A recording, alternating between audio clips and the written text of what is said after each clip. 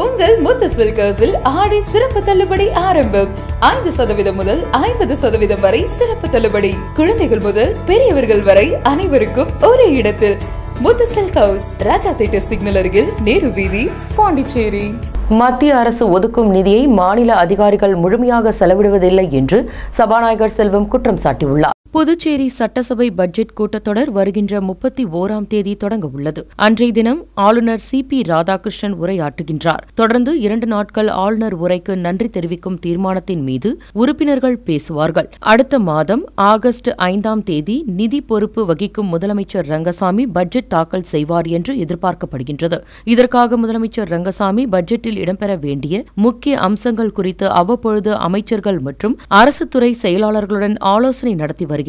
இந்நிலையில் இது தொடர்பாக சபாநாயகர் செல்வம் செய்தியாளர்களை சந்தித்து பேசியுள்ளார். இதில் சட்டமன்றத்திற்கு புதிய கட்டிடம் கட்டும் கோப்பு துணைநிலை ஆளுநரிடம் உள்ளதாகவும் அவர் ஆய்வு செய்துவிட்டு விரைவில் அனுமதி அளிப்பார் என்றும் கூறியுள்ளார். மேலும் மத்திய அரசு ஒதுக்கும் நிதியை மாநில அதிகாரிகள் முழுமையாக செலவிடுவதில்லை எனவும் மத்திய ஜல்சக்தி திட்டத்தில் 33 கோடி வாங்கியதில் 1 கோடி மட்டுமே செயல்படுத்தி 32 கோடியை திருப்பி அனுப்பிவிட்டனர் என்று சபாநாயகர் செல்வம் குற்றம் சாட்டியுள்ளார்.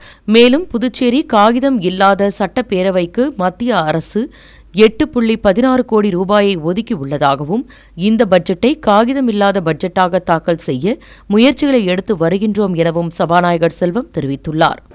அதில் நேர்மையான முறையில் நியாயமான முறையில் அத்தனை பணிகள் நடைபெற்றுக் கொண்டிருக்கிறது. இப்போ இந்த இலவச அரிசி போடுவதற்கான பணியும் தலைமைச் செயலர் ஒப்புதல் வழங்கியிருக்காங்க. அதுக்கான டெண்டர் கோரப்பட்டு அதுக்கு கவர்னர் ஒப்புதல் கொடுத்துருக்காங்க. இது போன்று அரசு எடுக்கின்ற கொள்கை முடிவுகளுக்கு ஒத்துழைக்கின்ற அதிகாரிகள் இருக்கின்ற போது அரசனுடைய திட்டங்கள் அத்தனையும் மக்களிடத்தில் சென்றடையும். என்னென்ன தேர்தல் வாக்குறுதி கொடுத்தோமோ அதெல்லாம் மிக விரைவில் நடைபெறுவதற்கான வாய்ப்பு இருக்கிறது.